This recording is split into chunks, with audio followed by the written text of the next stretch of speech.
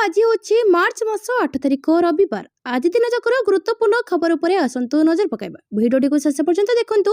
मात्र किछि समय मध्य जानि परिबे आज दिन संपूर्ण खबर। ता पूर्व चैनल नुआ थिले चैनल को सब्सक्राइब करी पाखरे थे बेल आइकन को ऑन करी रखंतु। परवर्ती खबर आज पुणी 5000 टंका लेखाए पाइबे सुभद्रा हिताधिकारी।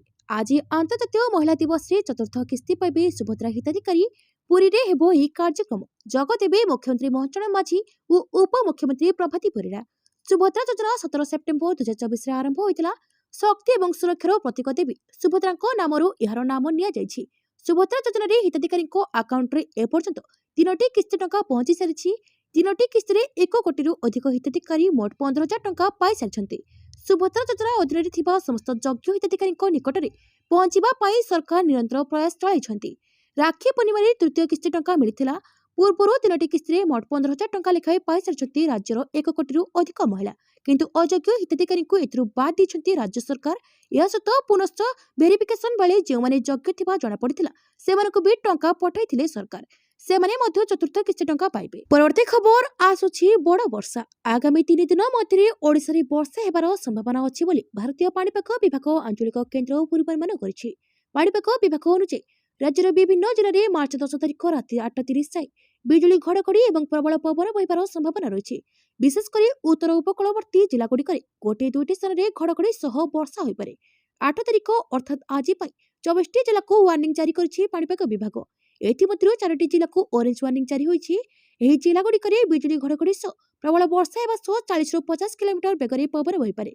सेभଳି येलो वार्निंग जारी होइथिबा जिलागुड़िक बिजुली घड़घड़ी वर्षा सह 30 ରୁ 40 किमी बेगरे पवन बहि पारिबो।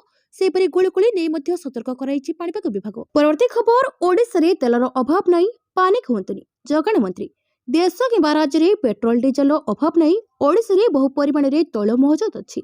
पानी खय अधिक किणी घरे होर्डिंग करिवार आवश्यक नै बोली राज्यवासी को अपील करछन्ती खाद्य और जगाण मंत्री कृष्णचंद्र पात्र। से कहछन्ती युद्ध नै विभ्रांतकर खबर परिवेषण हेउछि। छानिया नहेबाको मंत्री परामर्श दैछन्ती। तेल टांकी रे गाड़ी नहीं तेल पकांतु। ब्यारेल नहीं घरे गच्छित रखंतु नहीं। रूसिया रो तेल आसीबा आरंभ हेलानी। जेउठी लाइन लागिछि सेठी एपरि खबर छानिया होइतिबारु होइछि दरकार पड़िले एक्शन निया जिवो।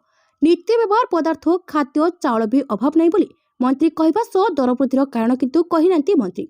किंतु दर वृद्धि घटिछि बोली स्वीकार करिबा सो यह सामयिक विभिन्न समय दर उपर तळ होइथाय बोली चुक्ति बाढ़ी मंत्री कृष्णचंद्र पात्र। परवर्ती खबर सर्वभारतीय सिविल सर्विस परीक्षा रे 100तम स्थान हासिल करथिबा सतीक सत्यकाम को समर्थित कले मुख्यमंत्री।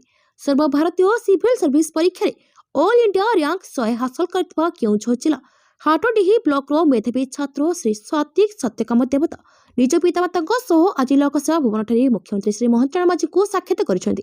एही अवसर रे मुख्यमंत्री सतीक को अभिनंदन जणाइबा सह तांको उज्जवल भविष्य पई शुभेच्छा जणाइथिले। से कहिथिले जे एभली सफलता राज्य विशेष करी केउझर जिल्लार अन्य युवपीढ़ी पई प्रेरणा हेबो। मुख्यमंत्री सतीक को शुभेच्छा जणाइ कहिथिले जे लोकंको सेवा करिबा ही प्रशासनिक सेवार मूल लक्ष्य। देश और समाजर उन्नति पाई निष्ठार सहित काम करने को मुख्यमंत्री सतीक को परामर्श देथिले। परवर्ती खबर केंद्र सरकार को त्रुटिपूर्ण नीति एलपीजी दाम वृद्धिर कारण। बीजेडी एलपीजी दर वृद्धि को नहीं केंद्र सरकार को टार्गेट करिछि बीजेडी सांसद सुलता देव कहछन्ती सरकार को त्रुटिपूर्ण नीति जगु एलपीजी दाम बढ़िछि। सांसद सुलता देव कहछन्ती जदि सरकार कहबे युद्ध जगु यह होइछि तेबे प्रश्न उठुछि जेबे दर कम थिला से समय कम दर रे देउथिले कि गृहिणी माने से समय कम दाम रे गैस पाउथिले कि सरकार सब्सिडी देई परिबे। उपा सरकार लोकन को सब्सिडी देउथिले हेले एनडीए केवल कॉर्पोरेट संस्था को सब्सिडी देबारि व्यस्त साधारण लोकन को पई सब्सिडी नाही। एमिति तो दरदाम आडरे लोकन को अंटा भांगी गलानी। एबे पुणी एलपीजी दर वृद्धि पछ उपरे नलिता बेड़ा होइछि। सेपरि विधायक शारदा जेना कहछन्ती दर वृद्धि न करी केंद्र सरकार सब्सिडी दियंतु। अत्यावश्यक सामग्री दर को नियंत्रण करंतु सरकार। दरदाम लोकन को बाधुछि। दरदाम नियंत्रण न हेले बीजेडी प्रतिवाद करिबो। परवर्ती खबर तृतीय विश्वयुद्ध आरंभ। युद्ध को डेइला रूसिया। अमेरिका इस्राएल युद्ध रे रूसिया ईरान को सहायता करुछि। दि वाशिंगटन पोस्ट रे एक रिपोर्ट रे दाबी करा जायछि जे रूसिया ईरान को अमेरिकीय सामरिक घाटी विषय सूचना प्रदान करुछि। रिपोर्ट अनुसार मध्यप्राच्य रे युद्ध जहाज एवं विमान समेत अमेरिकीय सामरिक संपत्तिर स्थान विषय रूसिया ईरान को प्रकृत समय गुप्त सूचना प्रदान करुछि। यह तेहरान को संघर्ष समय अमेरिकीय सेना को टार्गेट करिबारे सहायता करिपारे। सूत्र अनुसार शनिवार दिन युद्ध आरंभ हेबा परठारु ମସ୍କୋ ଆମେରିକୀୟ ଯୁଦ୍ଧ ଜାହାଜ ବିମାନ ଏବଂ ଅନ୍ୟାନ୍ୟ ସାମରିକ ସମ୍ପତ୍ତିର ସ୍ଥାନ ବିଷୟରେ ସୂଚନା ଅଂଶୀଦାର କରିଛି। ଏହି ସହାୟତା ପ୍ରଥମ ସୂଚନା ଯେ ଅନ୍ୟ ଏକ ପ୍ରମୁଖ ଆମେରିକୀୟ ପ୍ରତିଦ୍ୱନ୍ଦ୍ୱୀ ପରୋକ୍ଷ ଭାବରେ ସଂଘର୍ଷରେ ସାମିଲ ହୋଇପାରନ୍ତି, ଯାହା ସମଗ୍ର ଅଞ୍ଚଳରେ ଦ୍ରୁତ ଗତିରେ ବୃଦ୍ଧି ପାଇଛି। ପରବର୍ତ୍ତୀ ଖବର, ଧାର୍ଯ୍ୟ ସୀମାଠାରୁ ଅଧିକ ବସ୍ ଭଡ଼ା ଆଦାୟ ବିରୋଧରେ ନିୟମିତ ଯାଞ୍ଚ ପାଇଁ ଆରଟିଓଙ୍କୁ ନିର୍ଦ୍ଦେଶ। ଧାର୍ଯ୍ୟ ସୀମାଠାରୁ କୌଣସି ବସ୍ ଅଧିକ ଭଡ଼ା ଆଦାୟ କରିପାରିବେ ନାହିଁ। ଯାତ୍ରୀଙ୍କ ସ୍ୱାର୍ଥକୁ ଦୃଷ୍ଟିରେ ରଖି ନିୟମ ଉଲ୍ଲଂଘନ କରୁଥିବା ବସ୍ ବିରୋଧରେ ମୋଟରଯାନ ଆଇନ ଅନୁଯାୟୀ କାର୍ଯ୍ୟାନୁଷ୍ଠାନ ଗ୍ରହଣ କରିବାକୁ ନିର୍ଦ୍ଦେଶ ଦେଇଛନ୍ତି ବାଣିଜ୍ୟ ଓ ପରିବହନ ମନ୍ତ୍ରୀ ବିଭୂତି ଭୂଷଣ ଜେନା। ଏହି କ୍ରମରେ ବିଭିନ୍ନ ଆରଟିଓଙ୍କ ଦ୍ୱାରା ସ୍ୱତନ୍ତ୍ର ଟିମ୍ ଗଠନ କରାଯାଇ ବସ୍ମାନଙ୍କରେ ଅଚାନକ ଯାଞ୍ଚ କରାଯାଇଛି। ଯାତ୍ରୀବାହୀ ବସ୍ରେ ଧାର୍ଯ୍ୟ ସୀମାଠାରୁ ଅଧିକ ଭଡ଼ା ଆଦାୟ ନେଇ ଅନେକ ସମୟରେ ଯାତ୍ରୀଙ୍କଠାରୁ ଅଭିଯୋଗ ଆସୁଛି। ତେଣୁ ଏହା ଉପରେ କଡ଼ା ନଜର ରଖି ପଦକ୍ଷେପ ଗ୍ରହଣ କରିବାକୁ ସମସ୍ତ ଆରଟିଓଙ୍କୁ କୁହାଯାଇଛି। ରାଜ୍ୟର ବିଭିନ୍ନ ସ୍ଥାନରେ ଆରଟିଓ ଟିମ୍ ବସ୍ ଯାଞ୍ଚ କରୁଛନ୍ତି, ଯାତ୍ରୀମାନଙ୍କ ସହ ଆଲୋଚନା କରୁଛନ୍ତି। ପ୍ରଥମ ଦିନରେ କଟକ ଆରଟିଓଙ୍କ ଏନଫୋର୍ସମେଣ୍ଟ ଟିମ୍ ନିୟମ ଉଲ୍ଲଂଘନ କରିଥିବା 5ଟି ବସ୍ ବିରୋଧରେ କାର୍ଯ୍ୟାନୁଷ୍ଠାନ ଗ୍ରହଣ କରିଛନ୍ତି। ପରବର୍ତ୍ତୀ ଖବର, ହୋଇଗଲା ଫାଇନାଲ। ଏହି ତାରିଖରେ ଚାଷୀଙ୍କ ଖାତାକୁ ଆସିପାରେ 2000 ଟଙ୍କା, କିନ୍ତୁ ଏମାନଙ୍କୁ ମିଳିବନି। ଚାଷୀମାନେ ପ୍ରଧାନମନ୍ତ୍ରୀ କିଷାନ ଯୋଜନାର 22ତମ କିସ୍ତି ପାଇଁ ବହୁ ଦିନ ଧରି ଅପେକ୍ଷା କରି ରହିଛନ୍ତି। ପ୍ରଥମେ ଆକଳନ କରାଯାଇଥିଲା ଯେ ଫେବୃଆରୀ ଶେଷରେ ସେମାନଙ୍କ ଅପେକ୍ଷା ଶେଷ ହେବ। ତାପରେ ହୋଲି ପୂର୍ବରୁ ଚାଷୀମାନେ ପ୍ରତ୍ୟେକଙ୍କୁ 2000 ପାଇବେ ବୋଲି ଆକଳନ କରାଯାଇଥିଲା। ଫେବୃଆରୀ ମାସ ଶେଷ ହୋଇଗଲା ଏବଂ ହୋଲି ବି ବିତିଗଲା, କିନ୍ତୁ ଏପର୍ଯ୍ୟନ୍ତ ଚାଷୀଙ୍କ ଆକାଉଣ୍ଟରେ ଟଙ୍କା ଜମା ହୋଇନାହିଁ। ପ୍ରଧାନମନ୍ତ୍ରୀ କିଷାନ ଯୋଜନା ଅଧୀନରେ ଚାଷୀମାନଙ୍କୁ ଆର୍ଥିକ ସହାୟତା ମିଳିଥାଏ। ଏହି ଯୋଜନା ଅଧୀନରେ ଚାଷୀମାନେ ବାର୍ଷିକ 6000 ପାଆନ୍ତି। ଏହି ଟଙ୍କା ପ୍ରତ୍ୟେକଙ୍କୁ 2000 କିସ୍ତିରେ ପ୍ରଦାନ କରାଯାଏ। ଗଣମାଧ୍ୟମ ରିପୋର୍ଟ ଏବେ ଆଉ ଏକ ତାରିଖ ପ୍ରକାଶ କରୁଛି। ଯଦି ଗଣମାଧ୍ୟମ ରିପୋର୍ଟକୁ ବିଶ୍ୱାସ କରାଯାଏ, ତେବେ ପ୍ରଧାନମନ୍ତ୍ରୀ କିଷାନ ଯୋଜନାର 22ତମ କିସ୍ତି ମାର୍ଚ୍ଚ 13 ତାରିଖରେ ଘୋଷଣା କରାଯାଇପାରେ। ପ୍ରକୃତରେ ପ୍ରଧାନମନ୍ତ୍ରୀ ନରେନ୍ଦ୍ର ମୋଦି ଆସାମ ଗସ୍ତରେ ଯିବେ। ଏହି ଗସ୍ତ ସମୟରେ ପ୍ରଧାନମନ୍ତ୍ରୀ ମୋଦି କୃଷକଙ୍କ ଲାଭର 22ତମ କିସ୍ତି ଘୋଷଣା ମଧ୍ୟ କରିପାରନ୍ତି।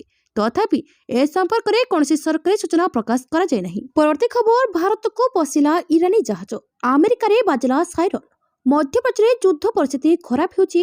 ସମ୍ପ୍ରତି ଭାରତରୁ ଫେରୁଥିବା ଇରାନୀ ଜାହାଜ ISIS ଡେନା ଉପରେ ଆମେରିକା ଆକ୍ରମଣ କରିଥିଲା।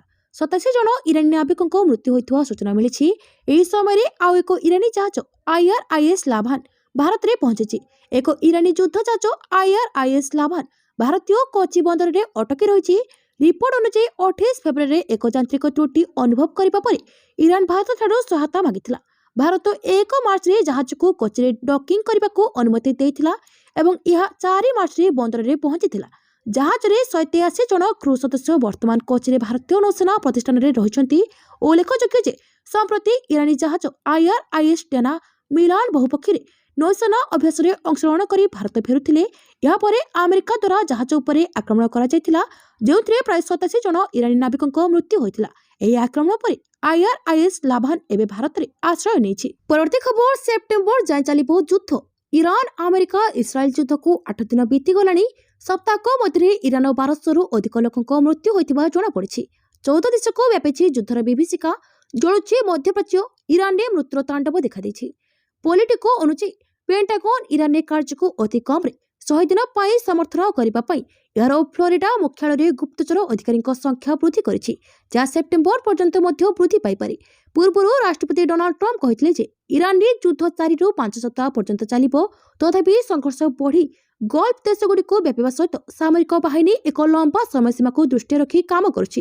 ଶନିବାର ଇସ୍ରାଏଲ ଏବଂ ଆମେରିକା ଇରାନ ଉପରେ ଆକ୍ରମଣ କରିଥିଲେ, ଯେଉଁଥିରେ ସର୍ବୋଚ୍ଚ ନେତା ଆୟତୋଲା ଖାମନେଇଙ୍କ ମୃତ୍ୟୁ ହୋଇଥିଲା। Iran, UAE, Qatar, Kuwait, Saudi Arab, Oman ଏବଂ ଆଜରବୈଜାନ ଉପରେ ଆକ୍ରମଣ କରି ପ୍ରତିଶୋଧ ନେଇଛି।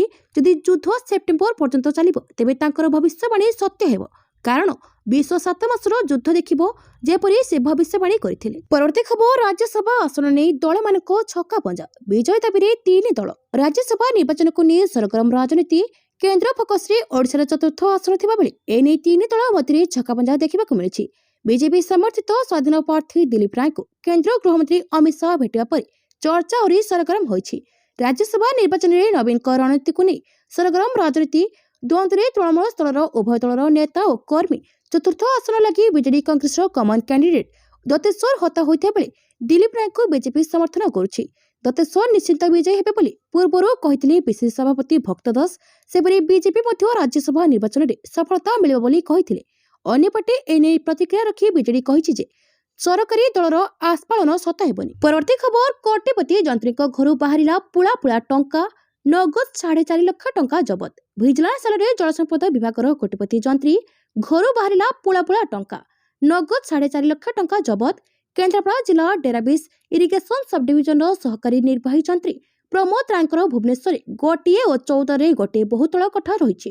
ଆୟ ବହିର୍ଭୂତ ସମ୍ପତ୍ତି ଠୁଳ ଅଭିଯୋଗରେ ପ୍ରମୋଦଙ୍କ ବିଭିନ୍ନ ଠିକଣାରେ ଚାଲିଛି ଭିଜିଲାନ୍ସ ଚଢ଼ାଉ। ରେଡ୍ ବେଳେ ବହୁ ଗୁରୁତ୍ୱପୂର୍ଣ୍ଣ ଫାଇଲ ଓ ଅଫିସ କାଗଜପତ୍ର ଜବତ ହୋଇଛି।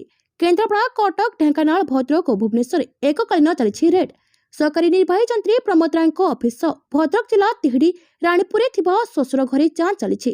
ପୂର୍ବରୁ ପ୍ରମୋଦ ରାୟ କେନ୍ଦ୍ରାପଡ଼ା ଇନ୍ଦୁପୁର ସ୍ଥିତ ଜଳସମ୍ପଦ କାର୍ଯ୍ୟାଳୟରେ କନିଷ୍ଠ ଯନ୍ତ୍ରୀ ଭାବେ କାର୍ଯ୍ୟ କରୁଥିଲେ।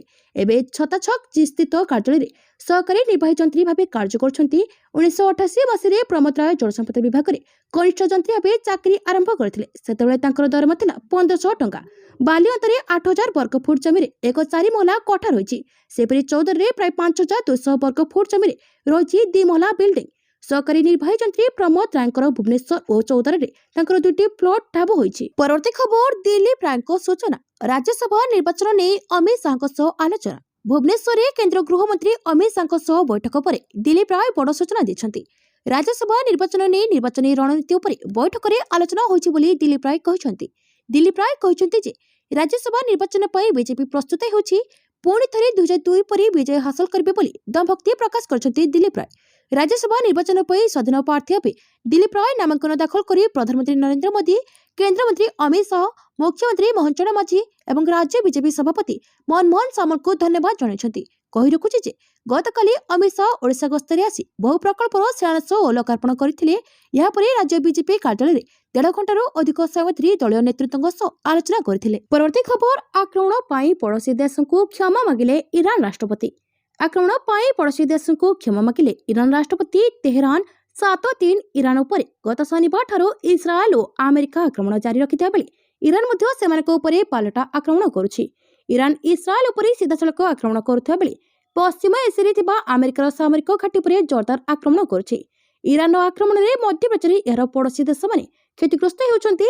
ଇରାନ କର୍ତ୍ତୃପକ୍ଷ ଏହି ଆକ୍ରମଣକୁ ୱାଶିଂଟନ ଏବଂ ତେଲ ଅଭିବର ଆକ୍ରମଣ ବିରୋଧରେ ପ୍ରତିଶୋଧମୂଳକ ପଦକ୍ଷେପ ଭାବରେ ପ୍ରସ୍ତୁତ କରିଛନ୍ତି। ଇରାନ ରାଷ୍ଟ୍ରପତି ମସୁଦ ପେଜେସ୍କିଆନ ପଡ଼ୋଶୀ ଦେଶମାନଙ୍କୁ ଆକ୍ରମଣ ପାଇଁ କ୍ଷମା ମାଗିଛନ୍ତି। ଶନିବାର ଇରାନର ସରକାରୀ ଟେଲିଭିଜନରେ ପ୍ରସାରିତ ଏହି ଭାଷଣ ପୂର୍ବରୁ ରେକର୍ଡ କରାଯାଇଥିଲା। ପରବର୍ତ୍ତୀ ଖବର, ପାକିସ୍ତାନରେ ଟିଟିପିର ବଡ଼ ଧରଣର ରକ୍ତପାତ ପାଇଁ ପ୍ରସ୍ତୁତି। ଅପରେସନ ଖାଇବର ଘୋଷଣା ସହ 24 ଘଣ୍ଟାରେ 31ଟି ଆକ୍ରମଣ। ପାକିସ୍ତାନରେ ସକ୍ରିୟ ଥିବା ଏକ ଆତଙ୍କବାଦୀ ସଂଗଠନ ତେହରିକ୍-ଇ-ତାଲିବାନ ପାକିସ୍ତାନ ଟିଟିପି ଏକ ନୂତନ ସାମରିକ ଅଭିଯାନ ଅପରେସନ ଖାଇବର ଘୋଷଣା କରିଛି।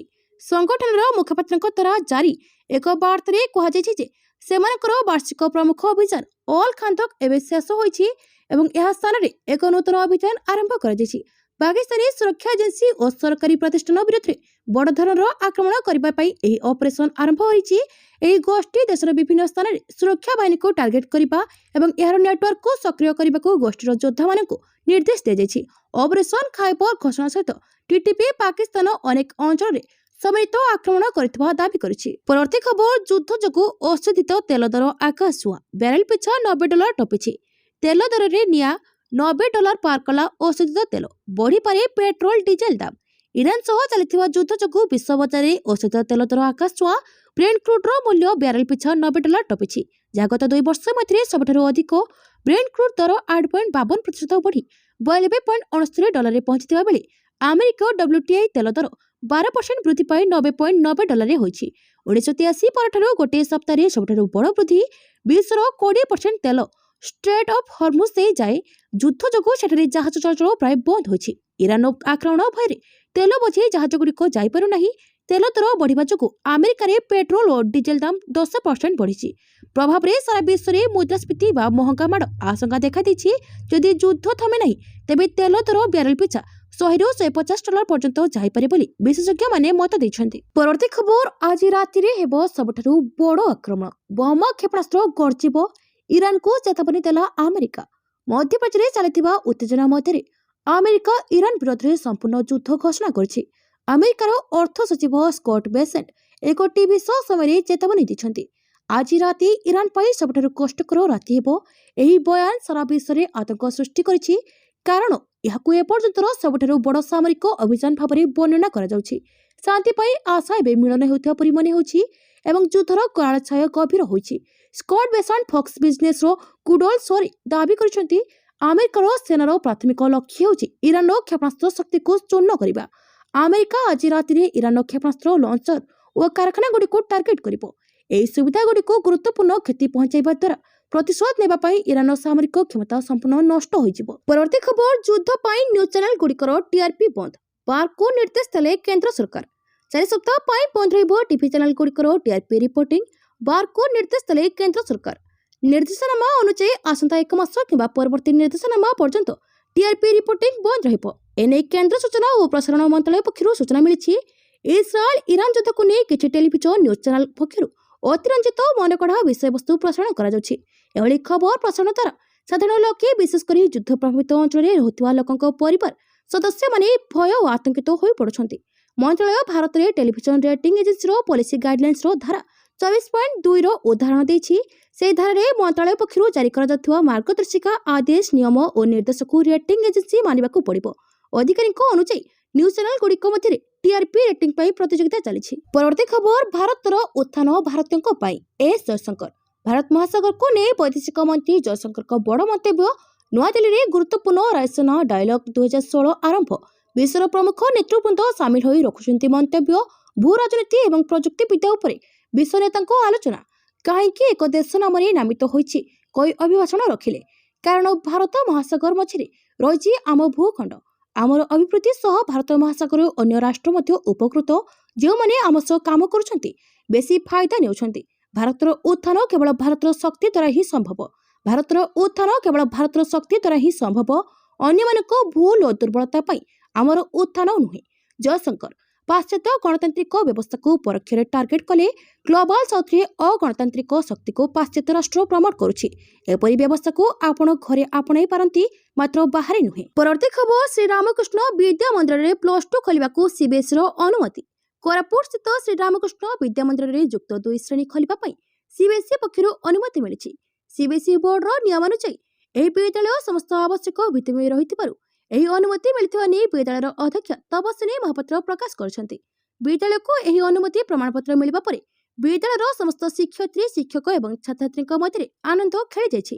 ବିଶେଷ କରି ବିଦ୍ୟାଳୟର ପଠନ କକ୍ଷ, ଅଗ୍ନି ନିର୍ବାପକ ବ୍ୟବସ୍ଥା, କମ୍ପ୍ୟୁଟର ଲ୍ୟାବ୍, କମ୍ପୋଜିଟ୍ ଲ୍ୟାବ୍, ଖେଳ ପଡ଼ିଆ ସହ ବିଦ୍ୟାଳୟରେ କାର୍ଯ୍ୟରତ 45 ଜଣ ଶିକ୍ଷୟିତ୍ରୀ ଶିକ୍ଷକଙ୍କ ଶିକ୍ଷାଗତ ଯୋଗ୍ୟତା ଓ ପାଠଦାନର ଗୁଣାତ୍ମକ ମାନକୁ ଆଧାର କରି ସିବିଏସ୍ଇ ପକ୍ଷରୁ ଅନୁଧ୍ୟାନ କରାଯାଇଥିଲା।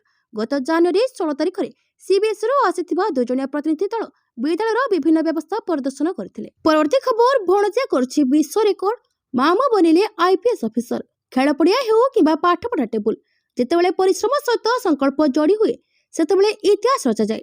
ଆଜି ଆମେ ଆପଣଙ୍କୁ ଏମିତି ଏକ ପରିବାର ବିଷୟରେ କହିବାକୁ ଯାଉଛୁ, ଯାହାଙ୍କ ଭଣଜା କ୍ରିକେଟ ବ୍ୟାଟ୍ରେ ବିଶ୍ୱ ରେକର୍ଡ କରିଥିବା ବେଳେ ମାମୁଁ ଏବେ ଦେଶର ସବୁଠାରୁ କଠିନ ପରୀକ୍ଷା ୟୁପିଏସ୍ସି ଉତ୍ତୀର୍ଣ୍ଣ କରି ବନିଯାଇଛନ୍ତି ଆଇପିଏସ୍ ଅଫିସର। ବୈଭବ ସୂର୍ଯ୍ୟବଂଶୀ ମାତ୍ର 14 ବର୍ଷ ବୟସରେ ଆଇପିଏଲ୍ ଇତିହାସର ସବୁଠାରୁ କମ୍ ବୟସ୍କ ଖେଳାଳି ଭାବେ ନିଲାମ ହୋଇ ଚର୍ଚ୍ଚାରେ ଶିଖରରେ ଥିବା ଏହି ବାଳକ ଏବେ ପୁଣି ଥରେ ଖୁସିର ଲହରୀ ଖେଳାଇ ଦେଇଛନ୍ତି। କିନ୍ତୁ ଏଥର କୌଣସି ବୈଭବଙ୍କ ଚୌକା କିମ୍ବା ଛକା ନୁହେଁ, ବରଂ ତାଙ୍କ ମାମୁଁ ଅଭିଷେକ ଚୌହାନଙ୍କ ଅସାଧାରଣ ସଫଳତା। ୟୁପିଏସ୍ସି ପରୀକ୍ଷାରେ ସର୍ବଭାରତୀୟ ସ୍ତରରେ 102ତମ ର୍ୟାଙ୍କ ହାସଲ କରି ଅଭିଷେକ ଏବେ ଜଣେ ପୁଲିସ ଅଫିସର ଭାବେ ଦେଶ ସେବା କରିବାକୁ ପ୍ରସ୍ତୁତ। ଅଭିଷେକ ଚୌହାନଙ୍କ ଏହି ଯାତ୍ରା ସହଜ ନଥିଲା। ବିହାର ଏକ ସାଧାରଣ ପରିବାରରୁ ଆସିଥିବା ଅଭିଷେକ ପ୍ରମାଣ କରିଛନ୍ତି ଯେ ଲକ୍ଷ୍ୟ ସ୍ଥିର ଥିଲେ କୌଣସି ବାଧା ଆପଣଙ୍କୁ ଅଟକାଇ ପାରିବ ନାହିଁ। ପରବର୍ତ୍ତୀ ଖବର, ତୃତୀୟ ବୁଡ଼ାଜାହାଜ ପଠାଇଲେ ଟ୍ରମ୍ପ, ୟୁଏସ୍ଏସ୍ ଜର୍ଜ ବୁଶ ମଧ୍ୟପ୍ରାଚ୍ୟ ମୁହଁ। ଇରାନ ସହ ଆମେରିକା ଇସ୍ରାଏଲର ଯୁଦ୍ଧ 8ମ ଦିନରେ ପହଞ୍ଚିଛି। ଗତ 7 ଦିନ ମଧ୍ୟରେ ଉଭୟ ପକ୍ଷରୁ କ୍ଷେପଣାସ୍ତ୍ର ଏବଂ ବୋମା ଆକ୍ରମଣର ଜୋରଦାର ହେବାରେ ଲାଗିଛି। ଆମେରିକା ରାଷ୍ଟ୍ରପତି ଡୋନାଲ୍ଡ ଟ୍ରମ୍ପ ଇରାନର ରଣନୀତିକୁ ସଠିକ ଭାବରେ ଜାଣିଛନ୍ତି କି ନାହିଁ, ସେ ବିଷୟରେ ପ୍ରଶ୍ନ ଉଠାଯାଉଛି। ସମ୍ପ୍ରତି ଆମେରିକା ନିଜର ତୃତୀୟ ଯୁଦ୍ଧଜାହାଜ ୟୁଏସ୍ଏସ୍ ଜର୍ଜ ବୁଶ କ୍ୟାରିୟରକୁ ଇରାନ ଅଭିମୁଖେ ପଠାଇଛି। ଏହି ପଦକ୍ଷେପ ଇରାନ ଉପରେ ଚାପ ପକାଇବା ପାଇଁ ଉଦ୍ଦିଷ୍ଟ। ରିପୋର୍ଟ ଅନୁଯାୟୀ 2003 ପରେ ପ୍ରଥମ ଥର ପାଇଁ ଆମେରିକା ନୌସେନା ଏକକାଳୀନ 3ଟି ଯୁଦ୍ଧଜାହାଜ ମୁତୟନ କରିଛି। ଇରାନ ଜର୍ଡାନରେ ମୁତୟନ ହୋଇଥିବା ଏକ ଆମେରିକୀୟ terminal high altitude area defence ସିଷ୍ଟମକୁ ମଧ୍ୟ ନଷ୍ଟ କରିଦେଇଛି। ଆମେରିକୀୟ ଗଣମାଧ୍ୟମ ରିପୋର୍ଟ ଅନୁଯାୟୀ ଆମେରିକା ସେନା ମଧ୍ୟପ୍ରାଚ୍ୟରେ ତୃତୀୟ ବିମାନ ବାହକ ଜାହାଜ ମୁତୟନ କରିବାକୁ ପ୍ରସ୍ତୁତ ହେଉଛି। ପରବର୍ତ୍ତୀ ଖବର, ଶ୍ରୀଲଙ୍କା ଉପରେ ଆମେରିକା ଚାପ। ଇରାନୀ ଯୁଦ୍ଧଜାହାଜର ଅବଶିଷ୍ଟ ସୈନିକଙ୍କୁ ନ ଫେରିବା ଦାବିକୁ ନେଇ ଉତ୍ତେଜନା ବଢ଼ିଲା।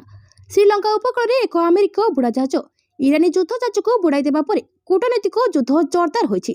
ରାଷ୍ଟ୍ରପତି ଡୋନାଲ୍ଡ ଟ୍ରମ୍ପଙ୍କ ପ୍ରଶାସନ ଶ୍ରୀଲଙ୍କା ସରକାରଙ୍କୁ ଉଦ୍ଧାର ହୋଇଥିବା ଇରାନୀ ସୈନିକମାନଙ୍କୁ ତେହରାନକୁ ନ ପଠାଇବାକୁ ଦାବି କରିଛନ୍ତି। ଏହି ଘଟଣା ଦକ୍ଷିଣ ଏସିଆରେ ଆମେରିକା, ଇରାନ ଏବଂ ଶ୍ରୀଲଙ୍କା ମଧ୍ୟରେ ଏକ ନୂତନ ଉତ୍ତେଜନା ସୃଷ୍ଟି କରିଛି। ଶ୍ରୀଲଙ୍କା ରାଷ୍ଟ୍ରପତି ମାନବିକ ମନୋଭାବ ଏବଂ ଆମେରିକାର କଠୋରତା ମଧ୍ୟରେ ସମଗ୍ର ବିଶ୍ୱ ଏବେ କଲମ୍ବୋ ଉପରେ ଧ୍ୟାନ ଦେଇଛି।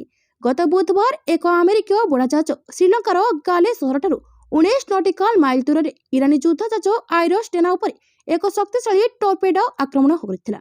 ଏହି ଭୟଙ୍କର ଆକ୍ରମଣରେ 80ରୁ ଅଧିକ ଇରାନୀ ନାବିକଙ୍କ ମୃତ୍ୟୁ ହୋଇଥିଲା, ଯେତେବେଳେ ଶ୍ରୀଲଙ୍କା ସେନା ସମୟୋଚିତ ଉଦ୍ଧାର କାର୍ଯ୍ୟ ଆରମ୍ଭ କରି 30ରୁ ଅଧିକ ନାବିକଙ୍କୁ ଉଦ୍ଧାର କରିଥିଲା। ଏହି ଆକ୍ରମଣ ଶ୍ରୀଲଙ୍କାର ସାମୁଦ୍ରିକ ସୀମା ନିକଟରେ ଘଟିଥିଲା। ଏହା ସମଗ୍ର ଅଞ୍ଚଳର ସୁରକ୍ଷା ପରିସ୍ଥିତି ଉପରେ ଗମ୍ଭୀର ପ୍ରଶ୍ନ ଉଠାଇଥିଲା। ପରବର୍ତ୍ତୀ ଖବର, ବିହାର ରାଜନୀତିରେ ପରିବାରବାଦ। ବିହାର ରାଜନୀତିର ଏବେ ଏକ ବଡ଼ ଖବର ସାମ୍ନାକୁ ଆସୁଛି। ବିହାର ମୁଖ୍ୟମନ୍ତ୍ରୀ ନୀତିଶ କୁମାରଙ୍କ ପୁଅ ନିଶାନ୍ତ କୁମାର ରାଜନୀତିକୁ ଆସିବା ନେଇ ଚର୍ଚ୍ଚା ଏବେ ଶୀର୍ଷରେ।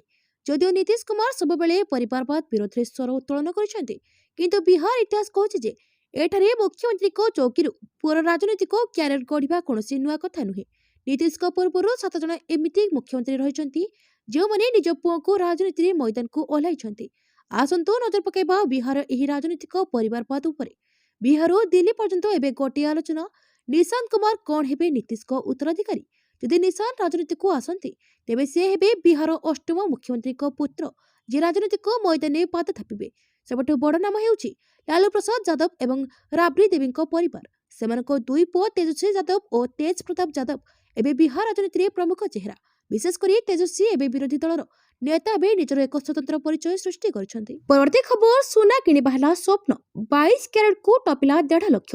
ଗହଣା କିଣିବା ପୂର୍ବରୁ ନଜର ପକାନ୍ତୁ କେଉଁ ସହରରେ କେତେ ରହିଛି ସୁନା ଦର। ତେବେ ଯଦି ଆପଣ ଆଜି ସୁନା କିଣିବାକୁ ଚାହୁଁଛନ୍ତି ବା ଯୋଜନା କରିଛନ୍ତି, ତେବେ ପ୍ରଥମେ ଜାଣି ନିଅନ୍ତୁ ଆଜିର ସୁନା ଦର। ଆଜି ଭାରତୀୟ ବଜାରରେ 24 କ୍ୟାରେଟ ସୁନା 1,63,640 ଟଙ୍କା ରହିଛି। ସେପରି 22 କ୍ୟାରେଟ ସୁନା ଦର 1,50,000 ଟଙ୍କା ଛୁଇଁଛି। ସେପରି ରାଜଧାନୀ ଭୁବନେଶ୍ୱରରେ 24 କ୍ୟାରେଟ ସୁନା ମୂଲ୍ୟ 10 ଗ୍ରାମ ପିଛା 1,63,640 ଟଙ୍କା ରହିଥିବା ବେଳେ 22 କ୍ୟାରେଟ ସୁନାର ମୂଲ୍ୟ 1,50,000 ଟଙ୍କାକୁ ପହଞ୍ଚିଛି।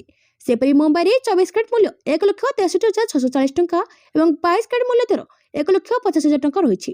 ନୂଆଦିଲ୍ଲୀରେ 24 କ୍ୟାରେଟ 1,63,800 ଟଙ୍କା ଓ 22 କ୍ୟାରେଟ 1,50,150 ଟଙ୍କା ରହିଛି। ଦକ୍ଷିଣ ଭାରତର ପ୍ରମୁଖ ସହର ଚେନ୍ନାଇରେ 24 କ୍ୟାରେଟ ମୂଲ୍ୟ 1,63,180 ଟଙ୍କା ଥିବା ବେଳେ 22 କ୍ୟାରେଟ ମୂଲ୍ୟ 1,50,000 ଟଙ୍କା ରହିଛି। ପୂର୍ବ ଭାରତର ପ୍ରମୁଖ ସହର କୋଲକାତାରେ ଯଥାକ୍ରମେ 1,63,640 ଟଙ୍କା ଓ 1,50,000 ଟଙ୍କା ରହିଛି। ଅନ୍ୟପଟେ ରୂପା ମୂଲ୍ୟ କିଲୋ ପିଛା 2,85,000 ଟଙ୍କା ବହିଛି। ପରବର୍ତ୍ତୀ ଖବର, ପାକିସ୍ତାନ ସେନା ମୁଖ୍ୟଙ୍କୁ ଭେଟିଲେ ସାଉଦି ଆରବର ପ୍ରତିରକ୍ଷା ମନ୍ତ୍ରୀ। ଆମେରିକା, ଇସ୍ରାଏଲ ଏବଂ ଇରାନ ସହିତ ସଂଘର୍ଷ ବୃଦ୍ଧି ପାଇବା ସହିତ ମଧ୍ୟପ୍ରାଚ୍ୟରେ ଉତ୍ତେଜନା ବୃଦ୍ଧି ପାଉଛି।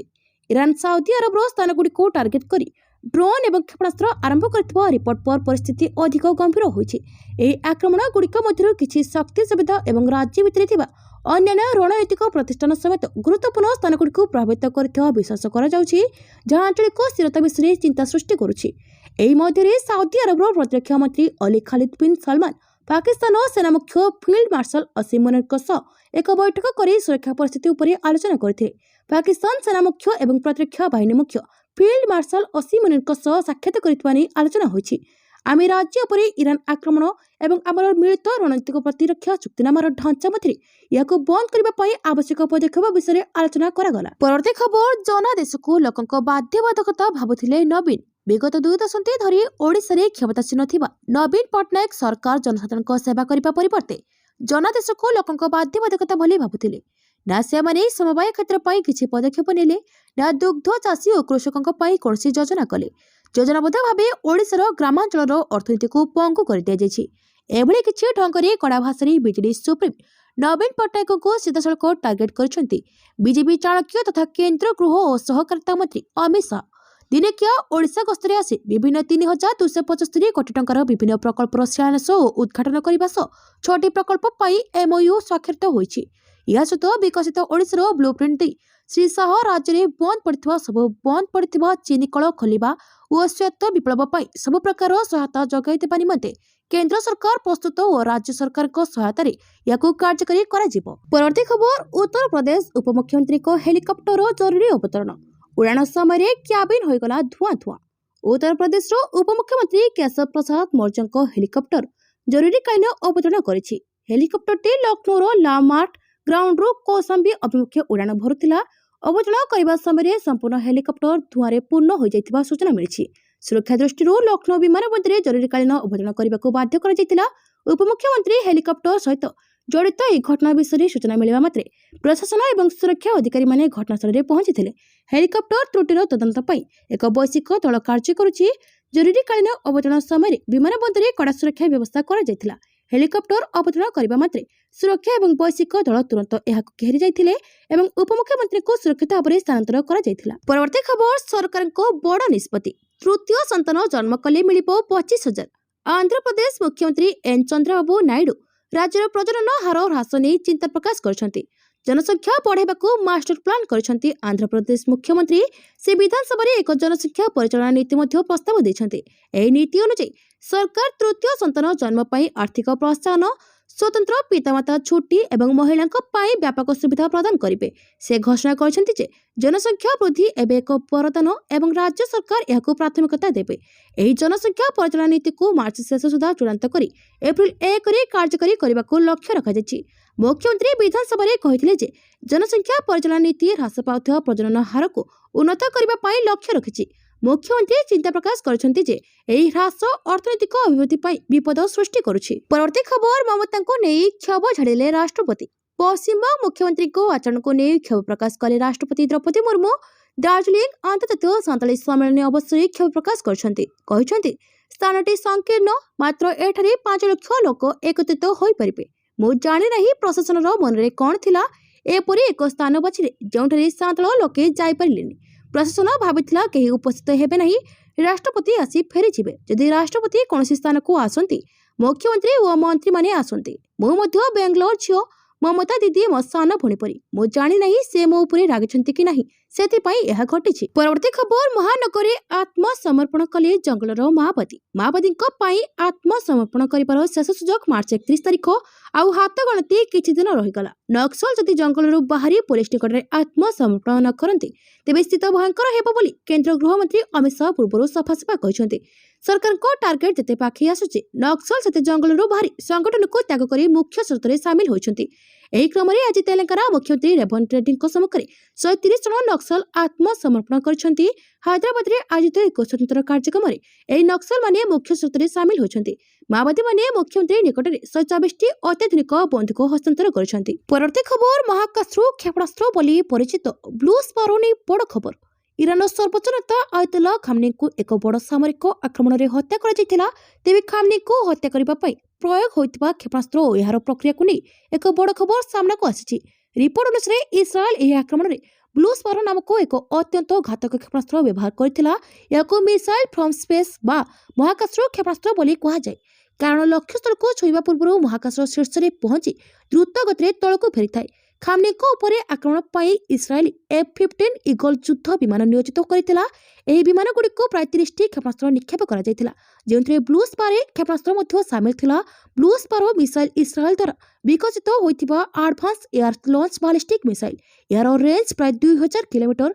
एही मिसाइल प्रथमे पृथ्वी वायुमंडलर ऊपर सीमा जाए जीवा परे द्रुत गति तलक खसी निज टार्गेट को ध्वंस करिथाय। परवर्ती खबर एबीबी नंबर 1 कोटिपति मुकेश। भारत केवल विश्वर सबुठारु द्रुत अभिवृद्धिशील अर्थनीति नुहे बरं यह एबे धनी लोकंक कारखाना परिणत होउछि। हुरुन ग्लोबल रिच लिस्ट 2026 सद्य तथ्य अनुसार भारत गत गोटे वर्ष मध्य रेकर्ड 57 जन नूतन कोटिपति सृष्टि करिछि। भारत में कोटिपति संख्या वर्तमान शीर्ष में पहुंची। भारत एबे चीन और अमेरिका पर विश्वर तृतीय बृहत कोटिपति हो गलानी। भारतीय कोटिपति मोट संपत्ति वर्तमान प्राय 112 लाख कोटी टंका पहुंची, जहां अनेक देशर जीडीपी ठारू अधिक। रिलायंस इंडस्ट्रीज अध्यक्ष मुकेश अंबानी पुणी थे प्रमाण कर मुकाबला करने सहज नुहे। नेट संपत्ति 9% वृद्धि पाई प्राय 9.8 लाख कोटी टंका होइछि। से केवल भारत सबुठारु धनी व्यक्ति नुहति बरं एशियार सबुठारु धनी रोहित शर्मा उपाधि मध्य रखिछन्ति। परवर्ती खबर पुरुष विश्वकप हॉकी पाई योग्यता अर्जन कले पाकिस्तान इंग्लैंड।